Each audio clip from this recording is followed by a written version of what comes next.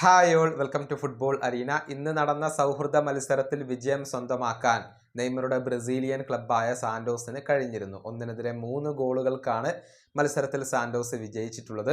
ഒരു വലിയ ഇടവേളയ്ക്ക് ശേഷമാണ് സാന്റോസും നെയ്മർ ജൂനിയറും ഇപ്പോൾ കളിക്കളത്തിലേക്ക് ഇറങ്ങുന്നത്. മത്സരത്തിൽ മികച്ച പ്രകടനം നെയ്മർ നടത്തിയിട്ടുണ്ട്. ഒരു പെനാൽറ്റി ഗോൾ നേടി, പിന്നീട് ഒരു അസിസ്റ്റ് നൽകാനും നെയ്മർക്ക് കഴിഞ്ഞു. രണ്ടാം പകുതിയിൽ നെയ്മർ കളിച്ചിരുന്നില്ല. എന്നാൽ ഈ മത്സരം പൂർത്തിയായിരുന്നില്ല എന്നുള്ളതാണ് വസ്തുത. അതായത് മുഴുവൻ സമയവും പിന്നിടുന്നതിന് മുന്നേ തന്നെ ഈ മത്സരം അവസാനിപ്പിക്കുകയായിരുന്നു. ഒരുപാട് തവണ ആരാധകർ കളിക്കളം കയ്യേറുകയായിരുന്നു. ഒരുപാട് ആരാധകർ കളിക്കളത്തിലേക്ക് എത്തുകയായിരുന്നു. ഇതോടുകൂടിയാണ് മത്സരം അവസാനിപ്പിക്കാൻ നിർബന്ധിതരായത്. എടുത്തു പറയേണ്ട കാര്യം, മത്സരം അവസാനിക്കുന്നതിന് മുന്നേ തന്നെ നെയ്മർ ജൂനിയർക്ക് സ്റ്റേഡിയം വിടേണ്ടി വന്നു എന്നുള്ളതാണ്. കാരണം ആരാധകരുടെ ഒരു ബാഹുല്യം അല്ലെങ്കിൽ ആ ഒരു കയ്യേറ്റം അങ്ങനെയായിരുന്നു.